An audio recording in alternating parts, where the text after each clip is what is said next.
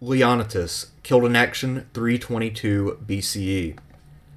Of all of the successors who died early in the struggle, perhaps not even Craterus had more wasted potential. Leonnatos was a descendant of the defunct Lyncestian dynasty from northern Macedonia, and he was a distant relative of Alexander.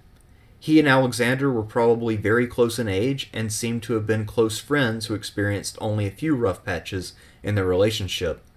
Leonnatos' facial features and body build are unknown, but we know that he copied Alexander's hairstyle, gestures, and attire. Since he was the first man to be noticed actively imitating Alexander, he may have anticipated the Hellenistic trend in both fashion and art to imitate Alexander in the most minute ways. Leonnatos had begun his career as a royal page in the service of Philip II. Along with Perdiccas, Leonnatos personally chased down and killed Philip II's murderer. He served with Alexander for the duration of the expedition and only reached the upper echelon commands around 330 or so, when he was probably also one of the 7 bodyguards. During the Bactrian, Sogdian, and Indian campaigns, Leonnatos was only one of about 4 or 5 men Alexander trusted to command independent detachments. Notably, Leonnatos was one of the 5 column commanders who helped Alexander squelch remaining Bactrian and Sogdian resistance in the final year of that asymmetrical campaign. During the assault on Multan in 326, when Alexander recklessly hurled himself inside the city walls, Leonnatos was the first to reach him and suffered severe wounds himself in the process of saving the life of his friend and king. For this act of heroism, Leonnatos was further honored at the campaign's victorious homecoming when he was married to a noble Persian woman. Leonnatos was present in Babylon when Alexander died in 323. When Perdiccas was chosen by the generals to be regent, he chose Leonnatos as his deputy. Perdiccas seems to have picked Leonnatos to appease the others and prove his loyalty to the Argead house, since Leonnatos was not one of his intimate supporters, and therefore would be unlikely to back a bid for supremacy by Perdiccas, and was known for nearly losing his life to save Alexander's. When Meleager and the infantry mutinied, it was Leonnatos who led the infantry and cavalry out of Babylon and set the stage for Perdiccas to lay siege and force Meleager and Attalus to the table. During the fake compromise with Meleager, Perdiccas made Meleager his new deputy in place of Leonnatos, but after executing Meleager, he elevated Seleucus to fill the spot. This was a major slight to Leonnatos, since Seleucus was not nearly so senior nor as famous as he. Perdiccas' slighting of Leonnatos seems not to have stemmed from a difference in cause.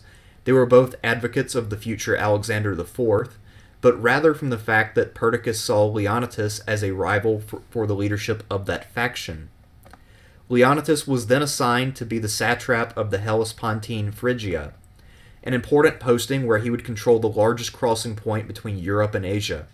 However, Perdiccas detached Paphlagonia and gave it to Eumenes, who was given responsibility for subduing Cappadocia. Along with Antigonus the One-Eyed, Leonnatos' instructions were to aid Eumenes in his task. Thus, Leonnatos was weakened and deprived of an opportunity to enhance his name by making war on a foreign foe. This must have been especially irksome since Eumenes was not even Macedonian, and furthermore had never commanded an independent force with more than one arm before, whereas Leonnatos was one of the most seasoned commanders in the empire. When the Lemian War broke out, partly at the connivance of Perdiccas, Antipater found himself in desperate straits and offered his daughters to both Craterus and Leonnatos in exchange for their help. Leonnatos moved to Antipater's aid with haste, probably intending to accept his marriage offer. During this time, Leonnatos also received and accepted a marriage offer from Alexander's full sister Cleopatra, who was the widow of Alexander of Epirus and had been ruling Epirus for her underage son since 331. Cleopatra had royal pretensions and saw Leonnatos as possessing the ability and ambition to secure the throne of Macedonia. In the meantime, Antipater had moved south quickly enough to save Thessaly from being totally overrun, but had been heavily defeated at the Battle of Lamia by Leosthenes, Athens' last great general, in 323. Early the next year, with Antipater still trapped at Lamia, and with Leosthenes having perished in a skirmish, Leonnatos and his army tried to lift the siege. Despite being of shaky morale after losing their esteemed commander, the Greeks still managed to win the battle and Leonnatos was killed. Interestingly, there was one old scholarly theory that the famous Athenian general Leosthenes, who, as we mentioned, was the Athenian commander during the two first battles of Lamia, that this Leosthenes had honed his skills fighting under Alexander. But that was based on the belief that Leonnatos' name in the sources was a mistake, and that Leosthenes was meant instead. However, this idea is ridiculous, since Athens was on a war footing after Chaeronea in 338, had produced great commanders in the past, and elected 10 generals a year, meaning that someone talented was bound to emerge between 338 and 322, just as talented strategoi always had. Further, given the tension between Athens and Alexander, and the Athenian fear of losing relevance in a world dominated by semi-barbarian kings, it is hard to imagine that many Athenians would deign to serve as generals for a power which had so thoroughly humiliated them in the recent past.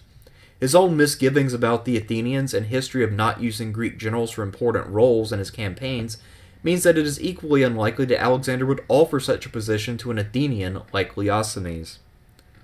Back to Leonnatos. Leonnatos, had he won the battle and survived, would have earned the gratitude and allegiance of the formidable Antipater and been married into the royal family.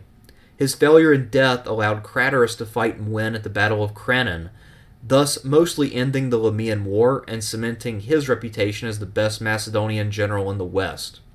Had Leonnatos won instead, Craterus' position would have been greatly undermined. Further, Leonnatos could have even lost a battle but still been in a formidable spot had he merely survived, given his new marriage alliance, reputation, and the increasing unpopularity of his enemy Perdiccas. It is said that fate can be cruel, and none of the successors got shafted earlier and more often than Leonnatos.